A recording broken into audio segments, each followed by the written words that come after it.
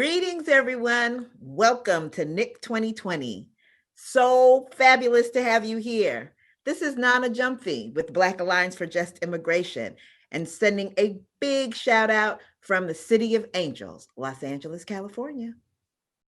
Hi, everyone. Welcome to NIIC 2020. So great to be with you all. This is Ravika Rajkishan from the New York Immigration Coalition. We're sending a big shout out from New York. Welcome to NIIC 2020. So great to be with you all. This is Laura Vasquez from Unidos US. We're sending a big shout out from Washington, D.C. Hi, everyone. Welcome to NIIC 2020. So great to be here with you all. This is Jackie Esposito from World Education Services, and we're sending a big shout out from New York. Hello, everyone. Hello. Welcome to NIIC 2020. My name is Vidal Den. I'm from the Asian Community Development Council in Las Vegas, and we're sending out a big shout from Las Vegas. Welcome to NIIC 2020, everyone. It's wonderful to be here with you. This is Monica Barrera from the Immigration Hub, sending a big shout out and lots of love from Washington, D.C. Welcome, everyone. This is Petra Falcon.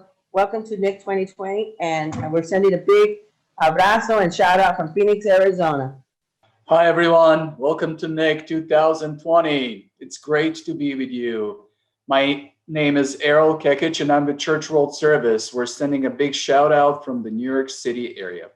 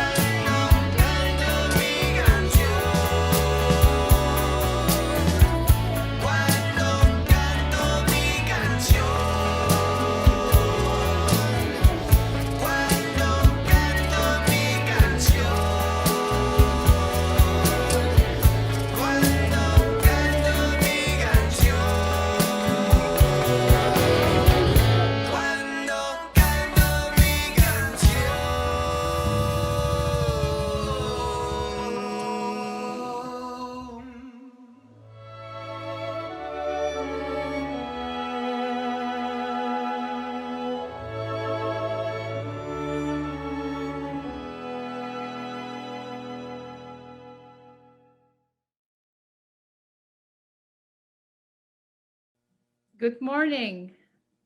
Good morning and good afternoon. My name is Eva Millona. I am the President and CEO of Massachusetts Immigrant and Refugee Advocacy Coalition and a proud co-chair of the National Partnership for New Americans.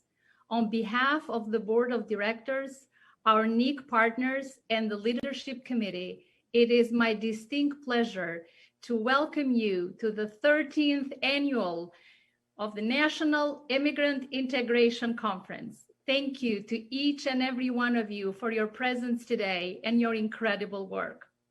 I am so delighted with the growth of NPNA's signature event over the years. When we first came together in Chicago in 2008, there were only 125 of us. Last year in Detroit, we were 1,400 strong. And today, we are 2,500 from 738 organizations that include 48 states and 7 countries. Please give a virtual hand to our amazing team who, in the face of unprecedented public health crisis, got creative and organized the first ever digital NIIC. My deepest appreciation also to our excellent leadership committee of national and regional partners. From the bottom of my heart, thank you. This year has been absolutely exhausting, and for too many families, tragic.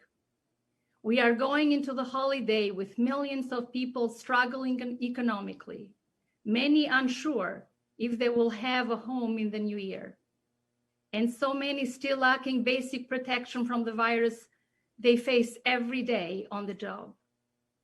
But if you are like me, you'll also feel a bit lighter, because after 4 years of relentless attacks on immigrants and refugees, we are entering a new era. We have a chance to not only repair the damage and heal from the trauma, but actually build back together. That's why I'm so excited to be with you here and to put our minds together through the rich, inspiring, and provocative program that awaits us. As we played defense over the past 4 years, we pioneered some extraordinary programs for immigrant integration, and we had major victories at the state level. And we developed a vision for a truly inclusive America, where each and every one of the 45 million foreign-born could claim their place and thrive. Now it's time to turn our ideas into a strategy to seize the opportunity of this new era. This is why I'm so grateful to be with you today at the largest NIIC ever, at this incredible moment for our country.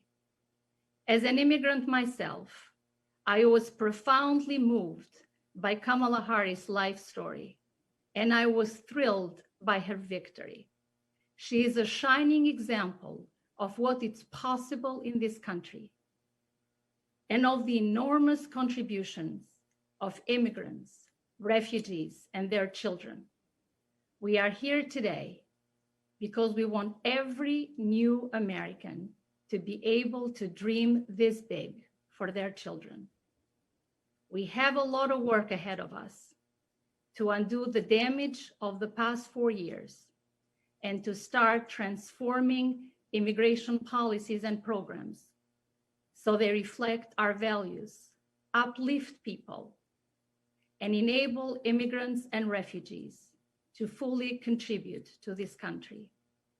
I am optimistic about the Biden-Harris administration, but I also know it's up to us to keep pushing forward. Nothing good comes easy. Our ability to affect the real change depends on our collective strength, ideas, resources, and strategic partnerships. That's why we're here, advocates, grassroots, practitioners, policymakers, and business leaders to strategize and to move forward together. for the next phase of NPNA and for the next phase of our nation. I so look forward to our conversation and our work in the years to come. And at this moment, it is my great pleasure to introduce the new Executive Director of the National Partnership of New Americans, our tireless leader, my dear friend and colleague, the amazing Nicole Melaku. Thank you so much, Eva, and good afternoon, everyone. It's wonderful to be with you. If you are tuned into our episode here, if we could have you go to social media for a moment, just so that you can see this live session while we resolve our interpretation issues. As Eva said, I'm Nicole Melaku, the new Executive Director of NPNA. On behalf of our membership and our leadership committee, we want to welcome you as we begin the new chapter for our nation to restore hope, dignity, and justice for our immigrant and refugee communities. We thank our many sponsors and the leaders who contributed to developing this year's NIIC. Each of you have held the line of dignity for immigrant and refugee communities over the last 4 years. Your compassion and commitment to our communities and our democracy cannot go unrecognized. Together, we fought anti-immigrant agendas, a hateful extremist agenda through our organizing, state policy, at the courts, and at the ballot box. And now is our time at the NIIC to stop and have a moment of celebration, reflection, and prepare for the work ahead. We hope that this year's NIIC will inspire collaborations and alignment with all of our stakeholders, and that you will work as partners to not only work forward to course correct the damage of the last 4 years, but make sure that immigrant and refugee communities have the resources necessary to help rebuild the economy, enter the new workforce pathways, access healthcare and COVID relief, become new citizens and engage civically, and of course, reunite and remain with their families so that once again, our nation will be known across the world as a place of refuge, a beacon of hope, and a place of opportunity for all. As we build our vision together, we must double down on our commitment to racial justice, which is why we're pleased that Baji is among our leadership committee this year to center the experience of Black immigrants throughout our conference and throughout the week. And if 2020 has taught us anything, it's that we're stronger together, that when we build powerful coalitions, work across issues, we can move our agenda forward, which is why in 2021, NPNA will be launching an AAPI cohort in partnership with the Wallace H. Coulter Foundation, a longtime supporter of NIIC, to ensure that our AAPI community members are well represented, not only at NIIC, but within our campaigns, initiatives, and services.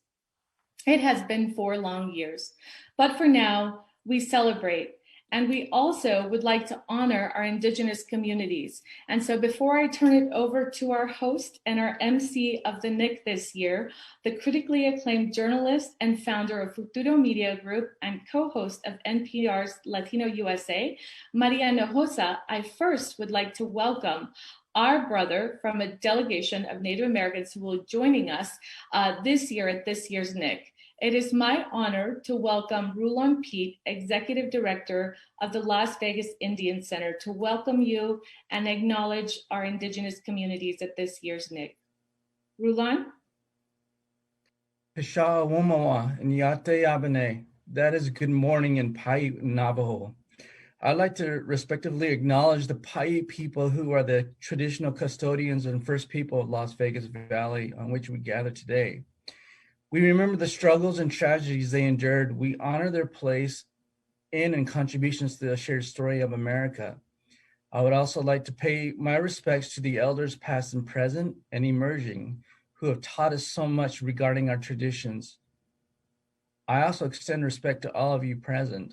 I'm truly honored to have this opportunity to be amongst all of you and to be able to share information that I've learned to our Indigenous community, to any individual in Las Vegas that's willing to hear from our center.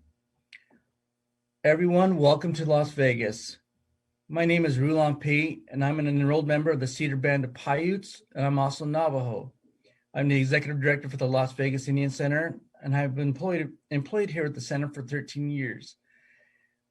I am so thankful for the opportunity which I have to be able to work in the social service field and to be able to be a voice for Native Americans here in Las Vegas.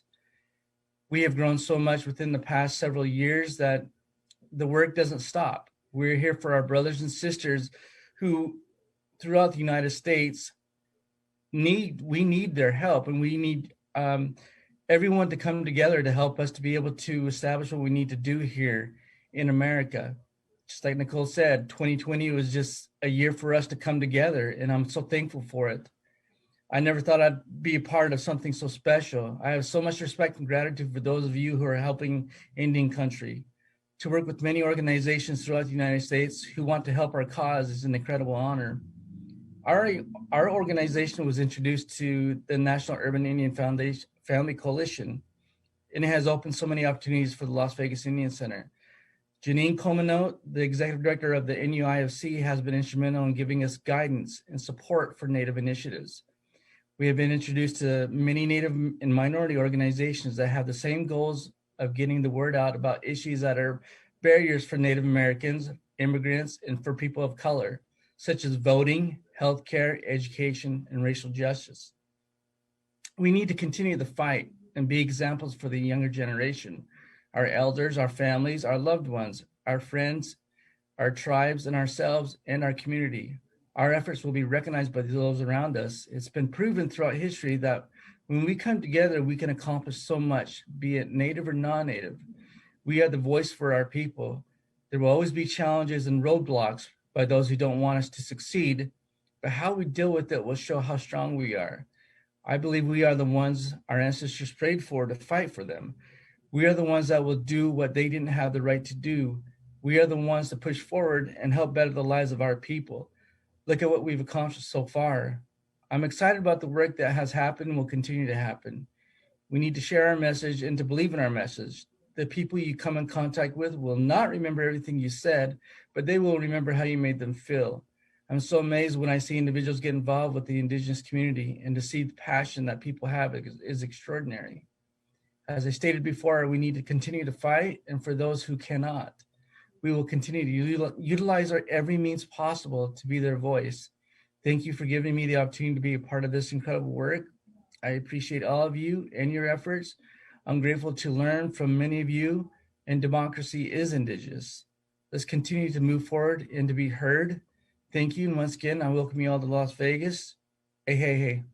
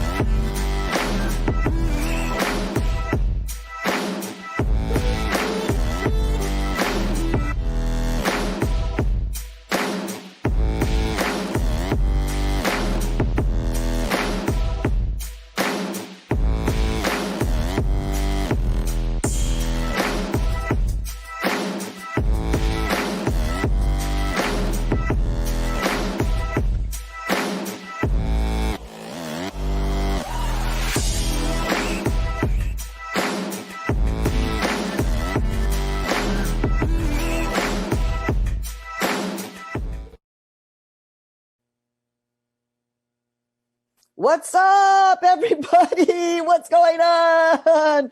Oh my goodness. Abrazos, woo! From New York City, from Harlem, to all of you. You know me. I know that some of you know who I am. My name is Hinojosa. I anchor Latino USA. I'm the author of a new book. I don't know. Can you tell this right? Okay, right there. I do In the Thick. You're in my bedroom right now. So welcome to NIIC 2020. Congratulations on an extraordinary conference, and what a beautiful beginning. I'm just kind of like, can we just keep on kind of with also Matli and then the music? I know everybody's like, she's dancing in her bedroom, but you know what? We have to find joy wherever you can. So part of what I want to do is I just want to say thank you. Look, it has been hell, not just for 5 years, not just from the day that Donald Trump announced that he was going to be running for president. It was hell before that. We know that because all of us have been working on this. And here's the thing. That's why I love this video about democracy as indigenous, because democracy is indigenous. It is us. It is also a verb. All of you watched what happened with Arizona. Arizona is because of everything that you did. In the face of all of that hatred that they give to us as immigrants, in the face of all of that hatred, where we're just like, oh yeah, but what did we do? We said, okay, we'll take a decade from SB 1070 to 2020, and we're going to show you what we do, because that's how we do as immigrants in this democracy. I want to thank you. I mean, here's the thing. Okay, I'm just going to do this, and then I'm going to throw it to a very important person. But I want to keep, the important person part is important. Yes, we understand that. I mean, we do. You have the first incoming Black woman, daughter of immigrants, vice president in the United States of America. Oh my God.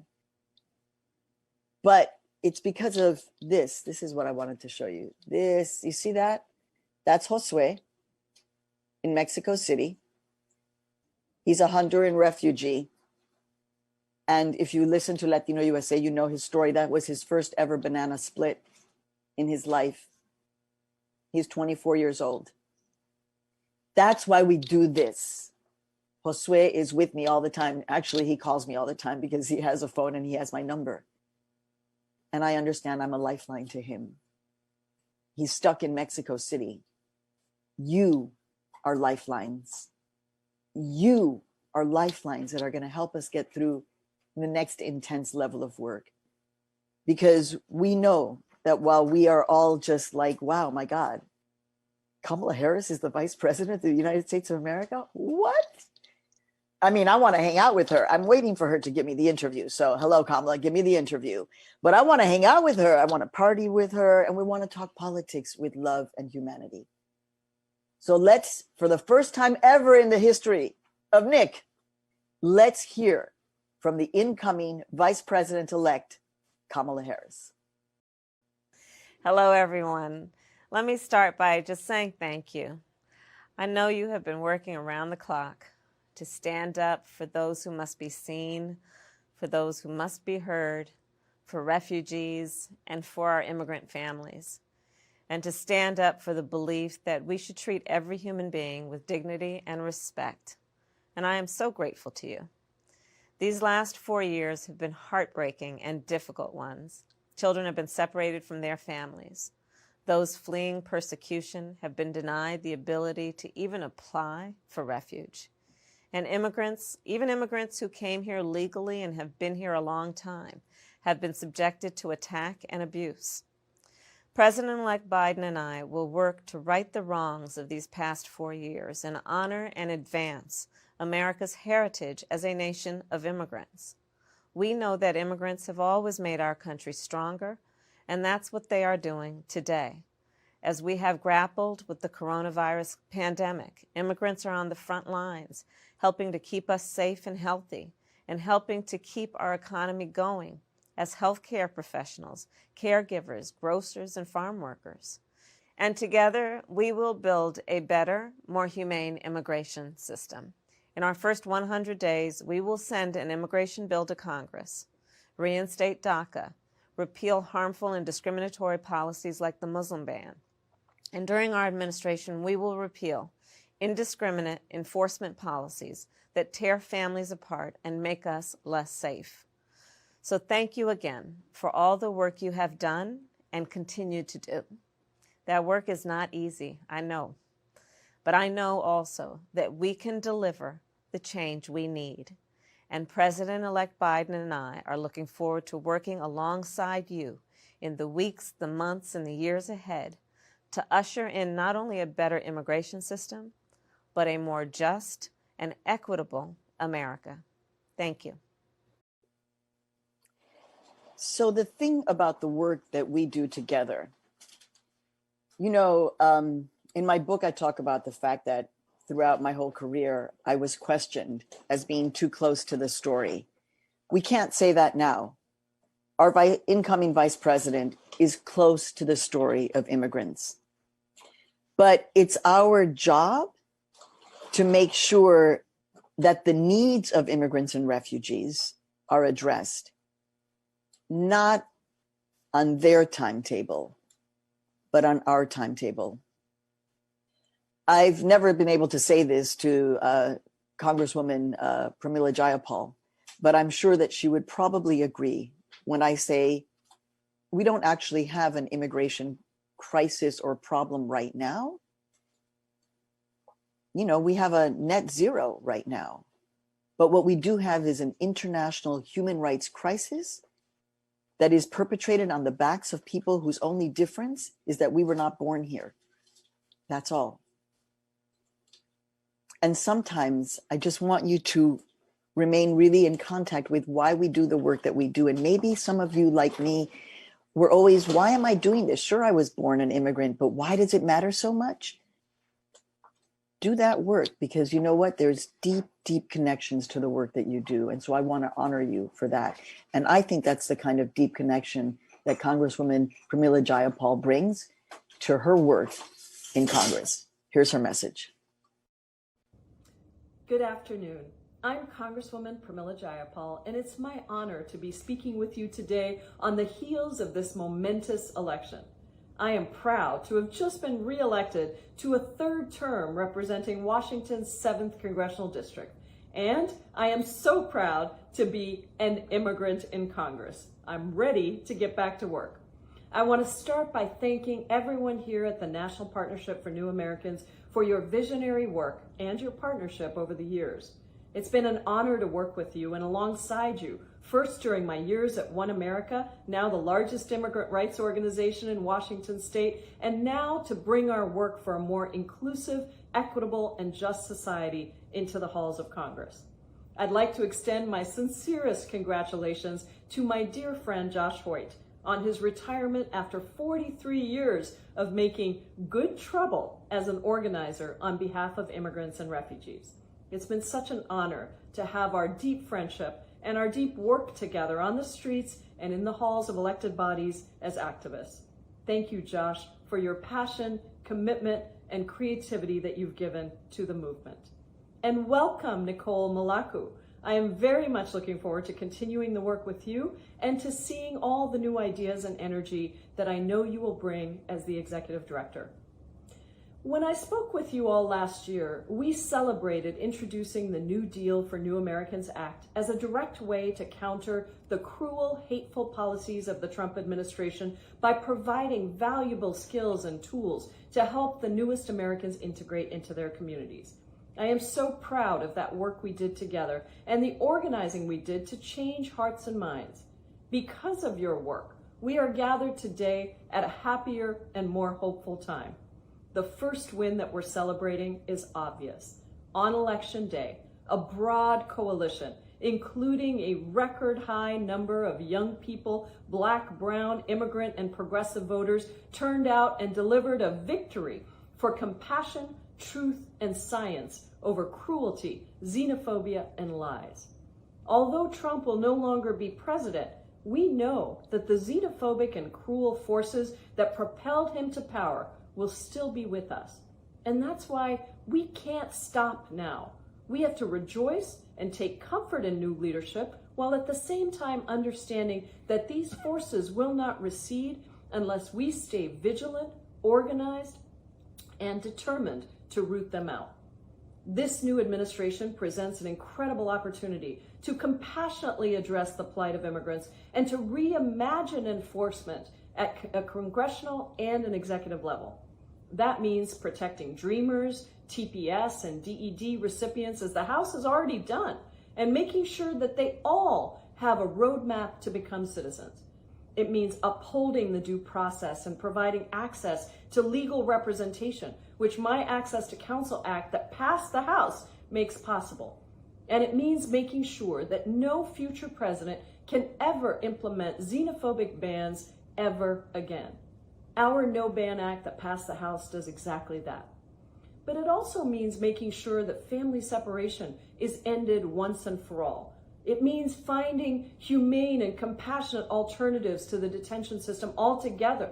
We should start by passing My Dignity for Detained Immigrants bill, which would outlaw private immigrant prisons and mandatory detention. And even before that happens, we must immediately act to protect vulnerable immigrants in ICE custody who are disproportionately likely to catch COVID-19 because of inadequate healthcare and living conditions. My bill, the first act, would do this. And finally, the Biden-Harris administration must ensure that we address the foreign policy, economic development, and diplomatic sides of immigration. We have to work to build global coalitions that focus on helping those who are living in fear and lacking opportunity throughout the world. We have to invest in Central America to help ensure that people aren't forced to flee in the first place. And I'd also like to see this new administration separate citizenship services from enforcement. As it stands right now, the very same agency that handles refugee processing also handles enforcement. As you all know, our citizenship and visa system is a delicate, complex patchwork that should be handled by a separate office with an explicit mission to help immigrants. It's time to do this, for this coalition has advocated for so long for the same things. Expand services to include a broad suite of immigration programs like proactive naturalization, English language learning, job training, and development so that all immigrants can contribute their best selves to our country. There is mountains of evidence that shows that when we welcome refugees, when we put immigrants like me and perhaps many of you on pathways to citizenship, we thrive. We improve our own life outcomes, and we contribute our greatness to our communities and our country. So I look forward to working with the incoming administration as we repair the immeasurable damage of the past 4 years and build a culture of acceptance, integration, and justice. I know that all of you will be at the center of that urgent work, leading the way and building the coalitions necessary to make it all possible. As always, I'll be fighting and organizing right alongside of you, and I can't wait to see the brighter future that we will create together. That was beautiful. That's pretty incredible. Some people might be like, oh my God, that sounds so radical to put citizenship services separate than, ICE. And it's like, no, that's actually not radical at all. And part of what we have to do, me as a journalist, you as activists, is that we have to begin to reframe the conversation. It is not radical to say that every single child who has been separated from their parent must be reunited now. What was radical was they're separating them in the first place. It isn't radical to say detention facilities must be shut down immediately, right now. I'm impatient. What is radical is that women's uteruses have been taken from them while they are there for no other reason except that we were not born in this country. So you, I know, on top of everything else, what you do is we reframe. We have 50 years of work to do to reframe. But we're going to be able to do it because we've got brilliant people to help along the way. People like my friend Deepak Bhargava, who has been doing this for a long time, because we don't give up, along with Marielena, Nana, and Angelica, who I've known for years. No nos vamos. So here to start off our first conversation is Deepak. Thank you so much, Maria, and thank you for keeping it real, making it real, and being a leader in this movement. Good afternoon, everyone. It's really a joy and a thrill to be with longtime movement leaders here today.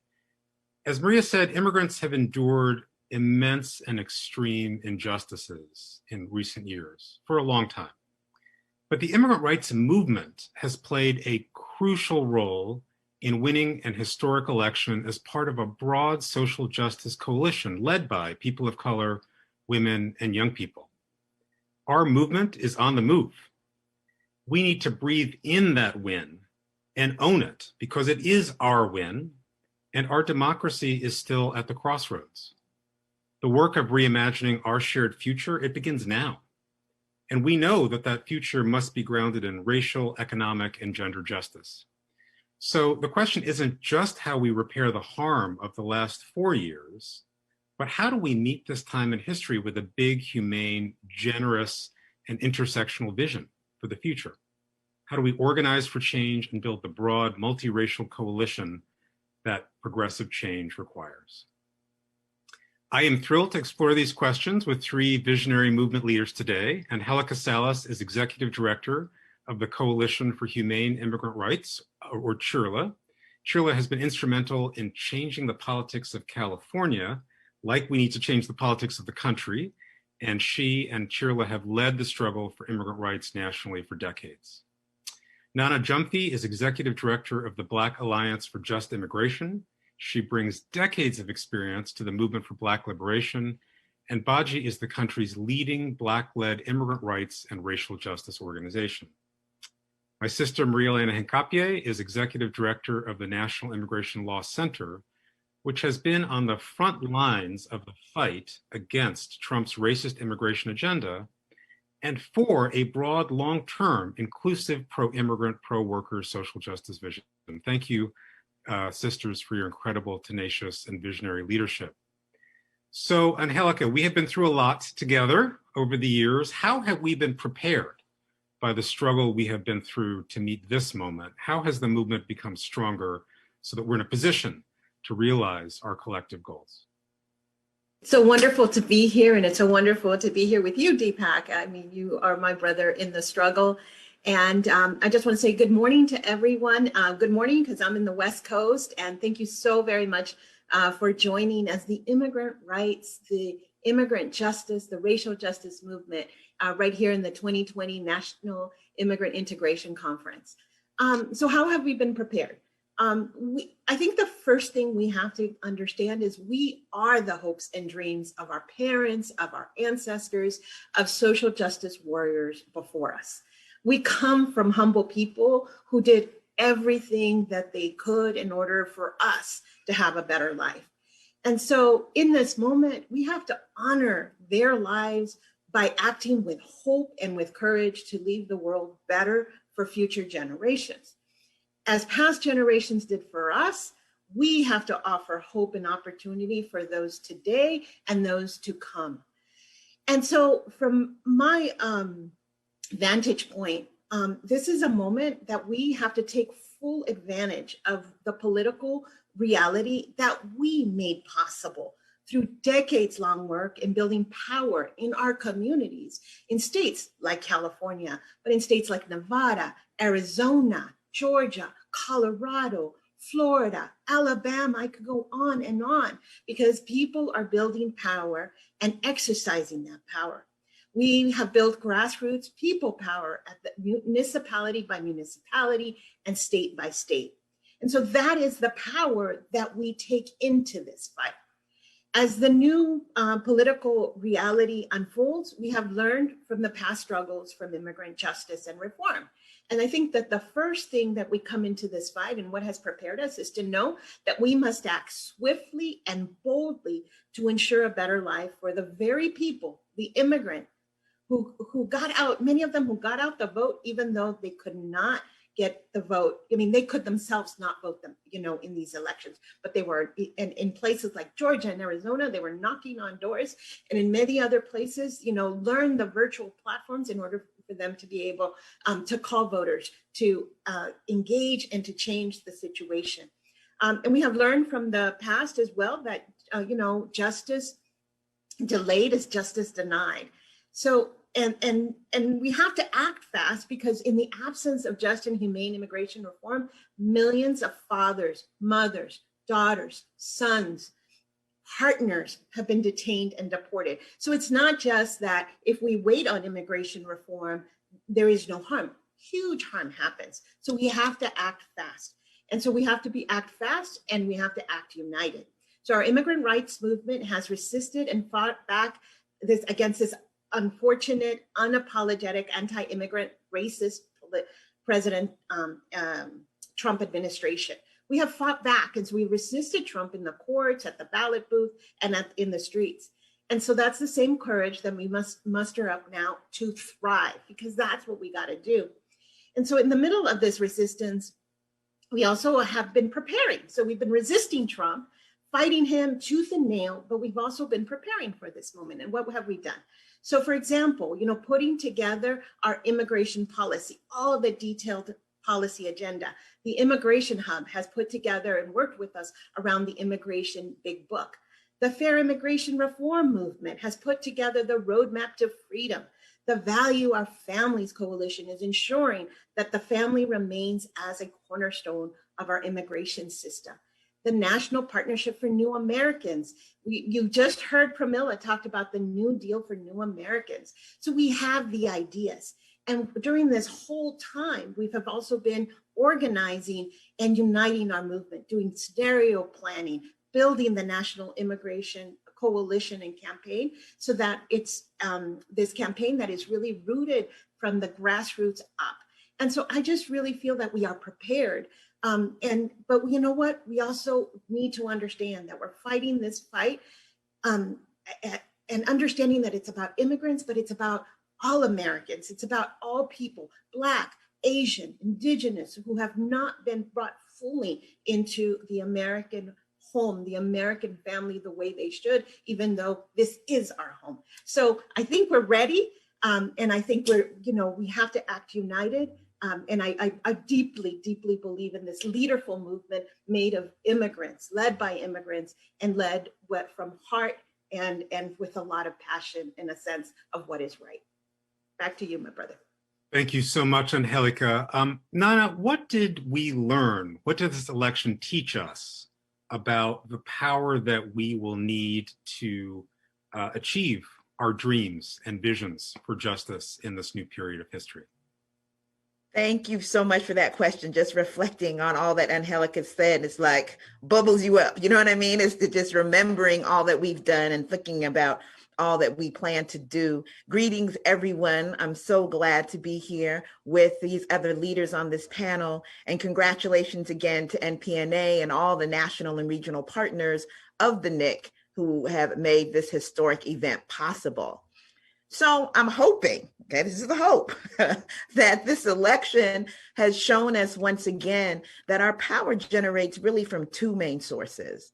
One is the ingenuity, the aspirations, the courage, the will, and the wisdom of the people most directly impacted by the harm that immigration policy, that our policies that relate to racial justice are putting on our people. So that's the first source. And the second source being the depth and authenticity of our relationships with each other. So it's the ingenuity, the aspiration, and the will of the people most directly impacted that gave us the power we needed to succeed in the effort to stop this descent into even more suffering, trauma, and death. And for example, Baji and other Black immigrant rights organizations took this moment to focus not just on new Black Americans, right? So the new Americans that were Black immigrants and multi-generational African American voters, but the millions of us who cannot vote because of immigration status and or criminalization, and said, what is it that you want? Why does this election matter to you? And we had folks speaking in their own voices about why it mattered to us, because we knew that the folks directly impacted were the people that were going to give us what we needed to be able to pull this off. And so we were able together to do this with almost like a collective mutual aid effort, right? Led by Black people, in particular Black women, with the same heart, determination, commitment, and hope that we put into our mutual aid efforts in response to COVID and police violence, that we put into making that major shift from in-person organizing in the heart of our communities, what we're used to doing in the streets, in the community centers, and taking that, even with the digital divide, right, into this digital and virtual space so that we can do something as we're doing here with the NIIC, is because of this 8 months of work that we have done together in digital space. And it's really breathtaking to see what we've been able to do.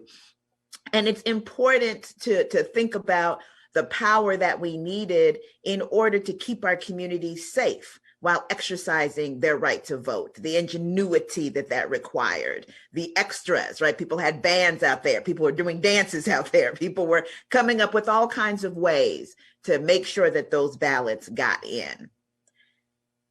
The thing that I think is really important for us to note when looking at this, focusing on directly impacted people, is that the main source of our leadership in this case were people most impacted, Black people. And it seems that we were able to pull off sort of this unusual, almost universal willingness on the part of the immigrant rights movement to accept that we needed to take the lead from Black people as the people most impacted by voter suppression and possessing the most innovative and effective strategies for getting our folks registered, voting, and moving. And that's what gave us the edge. But Black folks, even with all that Black girl magic, could not have pulled this electoral win off by ourselves, as Angelica has pointed out. So this election also teaches us about the power of our collective relationships, our collective relationships with our most impacted community members, as I've described before, and our community leaders, our relationships within our organizations, collective and formations, right? We learned a lot about each other. We had to say, look, we know we have differences. We got to work it through. We were forced to tend to those relationships and to ground them and to build them.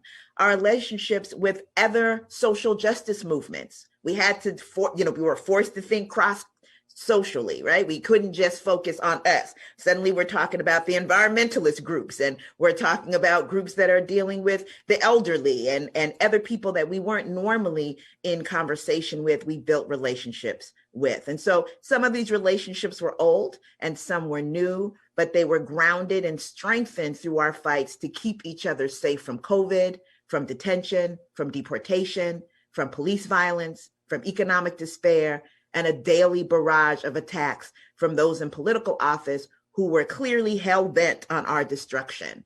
So the election showed us the sources of the transformative power of we.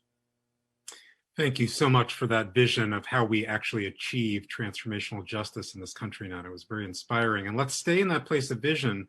Marielena, the president-elect and the vice president-elect have talked about 4 crises: crisis of racial justice, a crisis of climate change, a crisis of the pandemic, a crisis of the economy.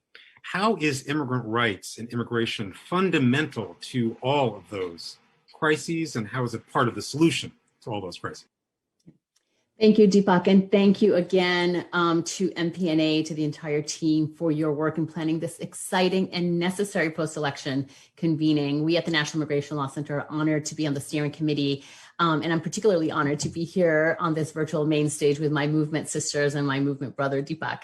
So Deepak, yes, before I answer the question about Biden's 4 priorities, I think it's important to start with recognizing where we've been, right? We need to understand that Trump's anti-immigrant agenda was fundamentally an attack on our democracy, and that Trump's narrative war was about dehumanizing immigrants. And while the narrative focused on undocumented immigrants, the over 400 plus policy changes that his administration has put in place have focused on chipping away at our legal immigration system, from ending DACA and temporary protected status to creating immigrant wealth tests like the public charge and making naturalization prohibitive to low-income and moderate-income immigrants, right? These are changes that impact the over 50 million of us who were born in another country. And it's going to take a long time to undo those. And so we need to understand that their attempt was really about slowing down the demographic shift in this nation so that they could cement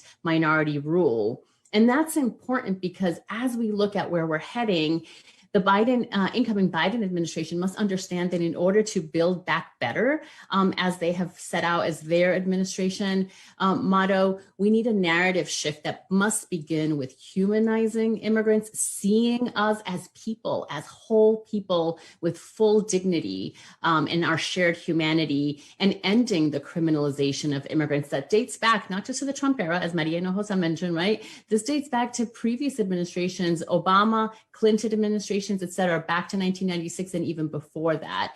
And we must have a people-centered approach by ensuring that immigrants are included in all of the Biden administration's priorities, rather than seeing immigration as a problem that can be solved through a silver bullet of comprehensive immigration reform, which has been elusive at best, and frankly has only gotten us more and more detention and deportation and no legalization.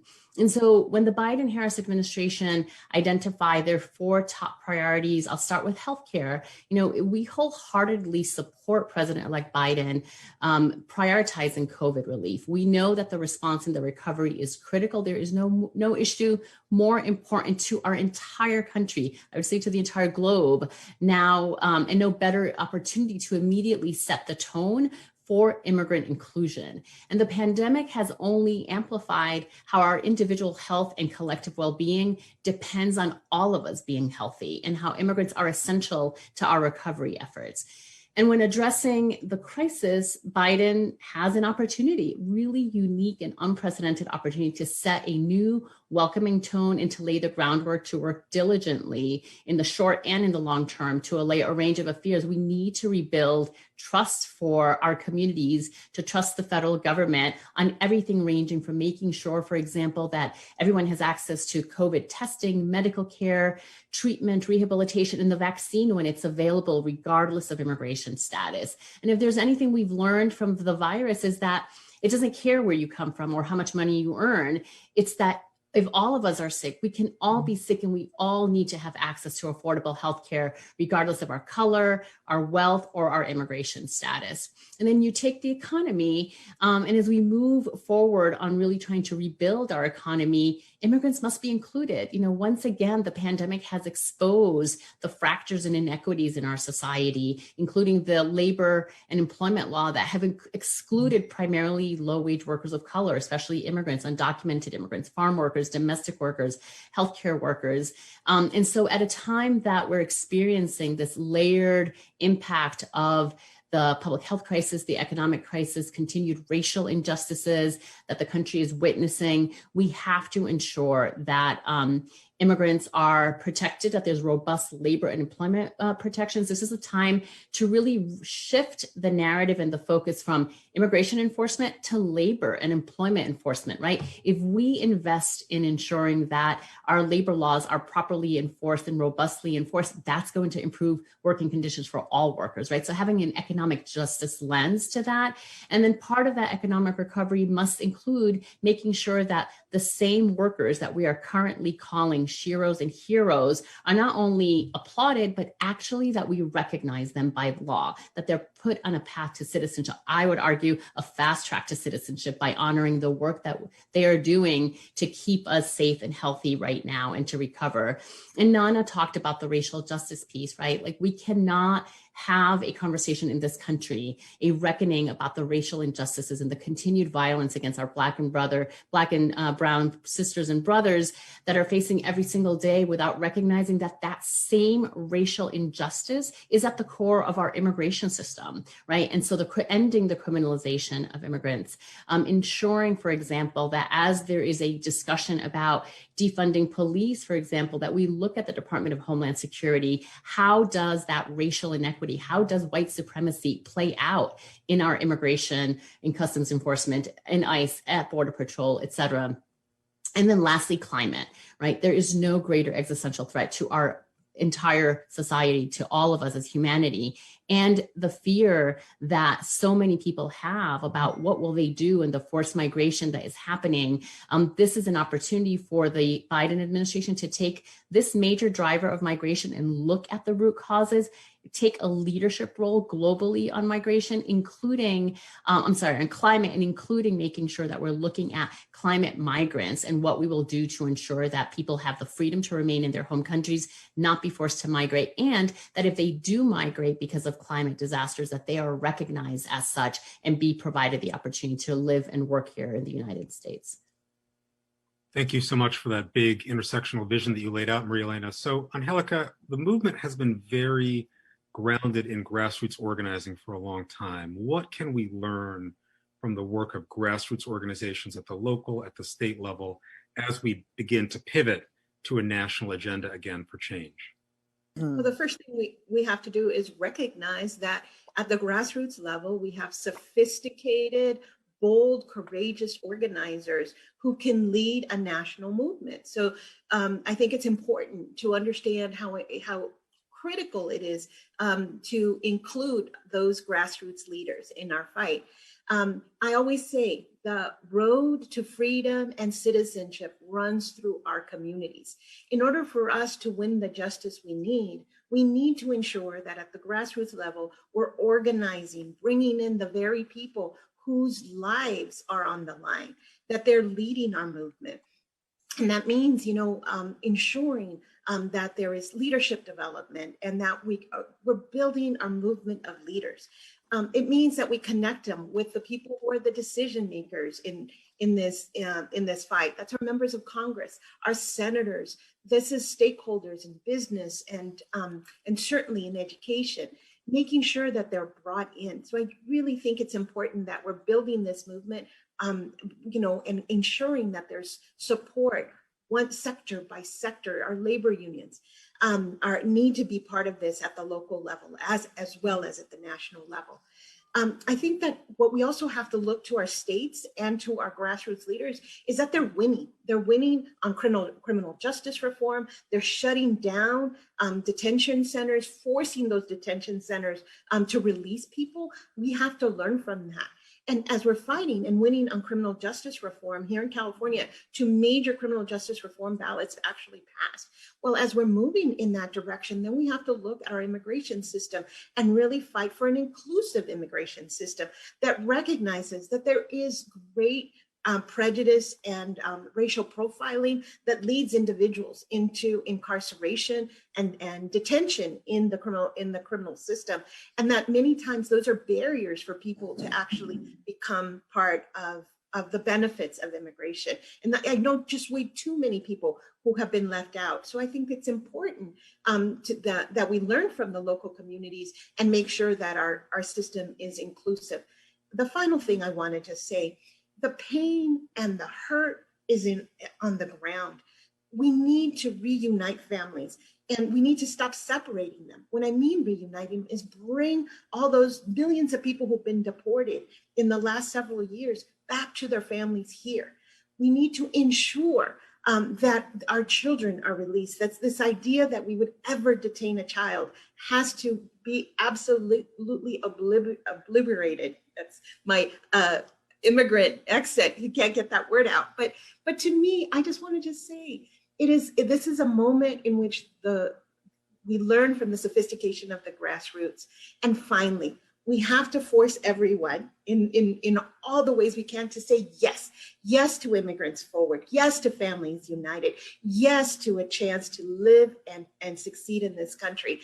We have heard the no's over and over again. We need to say yes, and we need to build robust coalitions on the ground that are going to get us to the yes. Thank you, Angelica, for bringing us back to the ground realities and to the grassroots leadership that is going to power the kind of change that we need in this next period. So Nana, I'd like to take it to you to ask, how do we leverage that grassroots power all around the country that has been building, the multiracial power, for the kind of policy change we need at the federal level in this coming period? So in this moment, we have a responsibility to leverage that power that you've described, that Angelica and others have described, that was built on the efforts of our most impacted community members and our organizers on the ground, by continuing to grow that power. So it's not that it's over. We got to keep growing that power on the outside of what I'm going to call the glass houses of state power, right? While intervening with state power on the inside in support of our folks who are standing outside, with the batons, the bullhorns, some cases the bats, in their hands, right? Looking for liberation. And we need to do that with the liberation of our people as our goal, not just the achievement of the American dream. And I say that because we know that the American dream requires anti-Blackness and racism, colonization of indigenous people, poverty, cages, and other forms of oppression for its existence. Without those things, there is no American dream. And so really, we're talking about liberation. We're talking about decolonization as our goal. That's what we really want. We want the government to stop killing us, to stop caging us, to stop separating us, to stop running us through these obstacle courses to permanent protections for our families and our communities. And so in this moment, right before we get into this next administration, I really want to take the time to call us in as movement leaders, as organizers, as people working on the battlefield and on these front lines regarding that responsibility. We made a clear promise to those people most impacted by the policies a new administration will enact and or support. The people, like I said, with the banners, the bullhorns, and sometimes the bats, including those who were the least interested in elections. We asked them to trust us and to vote for a better day. And we told them that we would hold a new administration accountable. We didn't say that we would collaborate with that administration before it even got into office to see how we can do less than. We said we would push for the big and bold wins our people demand and deserve. So to do anything less, in my view, at this point, is to betray the aspirations attached to each and every vote our people cast that led to this moment in history, thereby diminishing our power. So to leverage that power, we've got to resist the pull to center the state and its desires and ease, and instead force the state to center our people and our liberation. And of course, there are many ways to accomplish this sacred duty. So, there's more than one way to dismantle the detention and deportation machine as a practical matter. There's moratoriums, there's parole, prosecutorial discretion. We want to use them all. But as second-gen Black immigrant Audre Lorde teaches us, we will not dismantle the master's house with the master's tools. And so we know that we're going to have to be prepared to design and bring our own tools to this project. I'm just really excited about the innovative and generative strategies that we're developing together and our big collective wins to come. Thank you so much for that. The stakes are incredibly high for us and our communities in this period. And Marielena, I wonder for you, given how much repair has to be done now in this period, how do we do that repair in a way that really speaks to the long-term vision of justice, equality, liberation that folks have spoken on this panel? How do we connect the two? Yeah.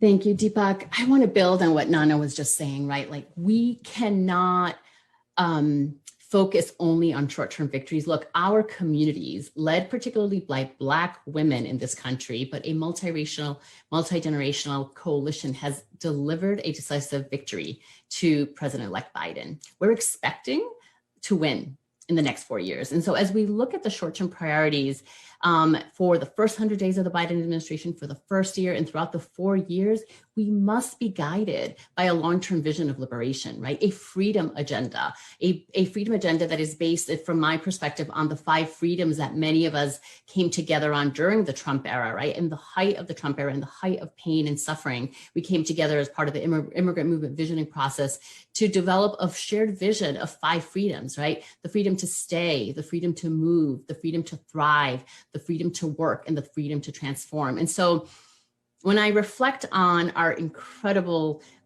Vice President-elect Harris's comments earlier today. And we know, we've been hearing publicly that the Biden administration has its plans for day one and the first 100 days and beyond.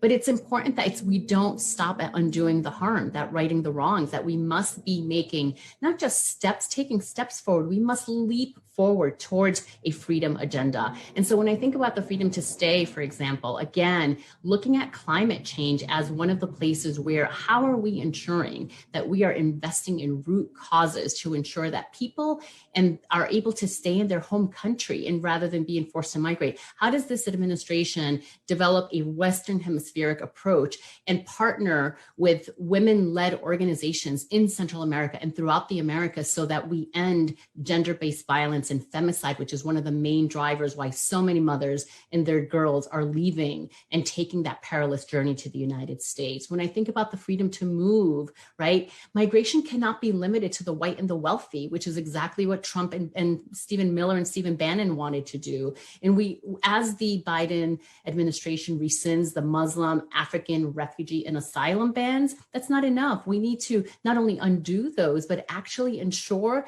that people have the ability to be reunited, that all of the families that applied for and were denied because of the Muslim ban, that there's a process for them to actually reapply and be reunited with their loved ones or come here to work, to study, whatever their plans were, their dreams were. When I think about the freedom to thrive, again, we believe that the Biden administration is absolutely going to partner with us to rescind the public charge rule.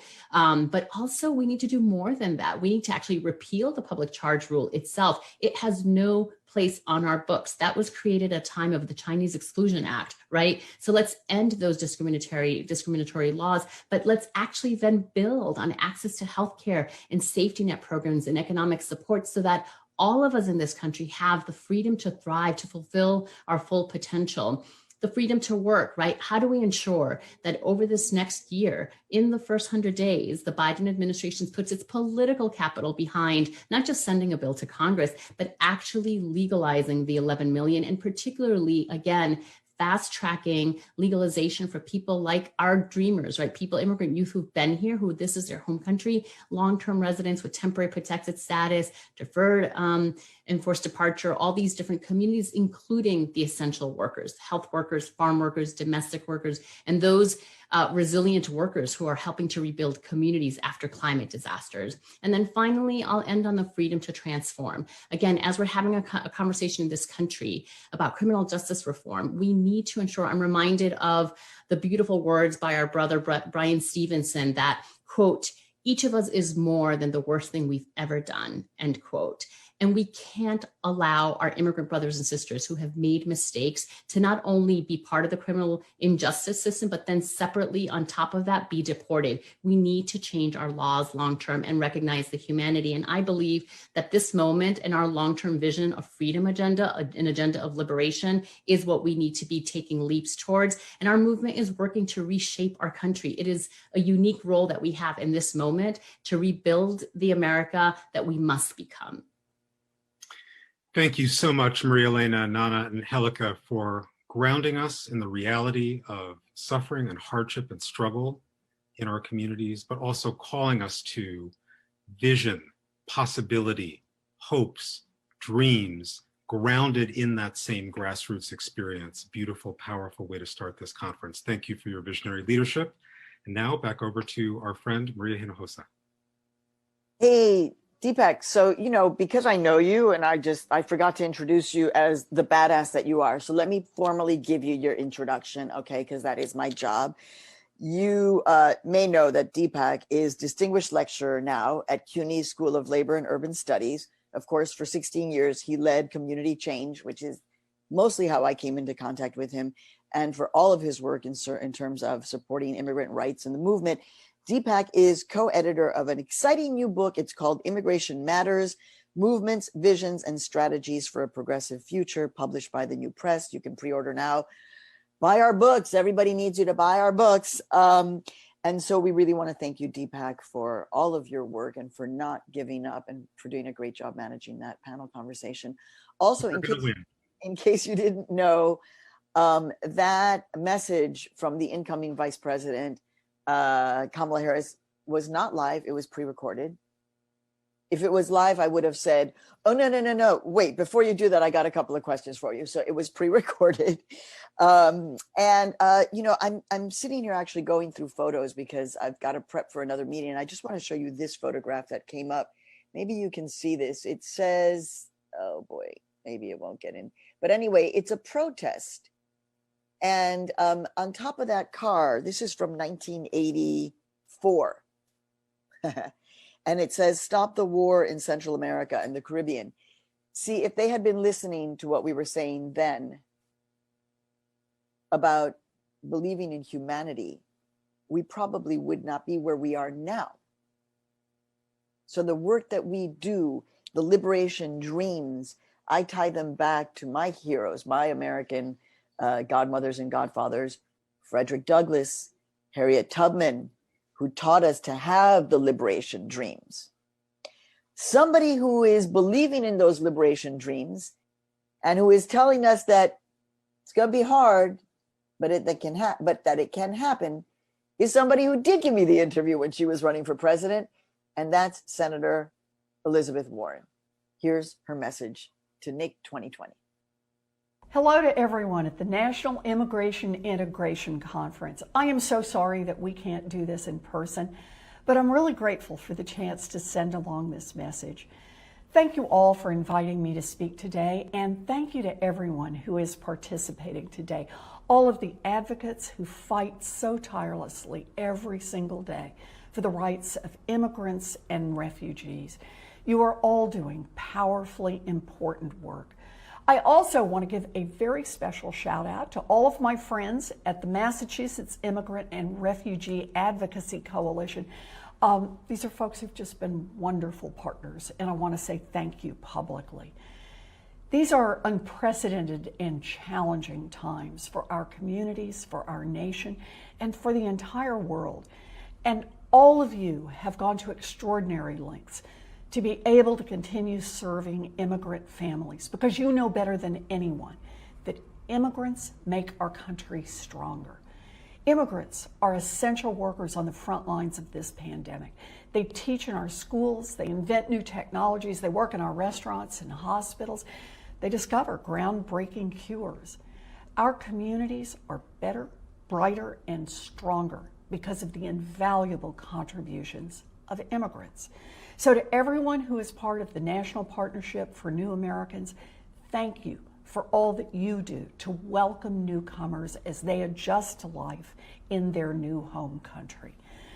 And to all of the organizations who are gathering today, we need your work now more than ever to help undo the Trump administration's harmful immigration policies. The great news is that the American people just elected a new president and vice president, and there are lots of big changes that a Biden-Harris administration can achieve quickly. The president-elect has already committed to protecting dreamers and their families and to rescinding President Trump's Muslim ban.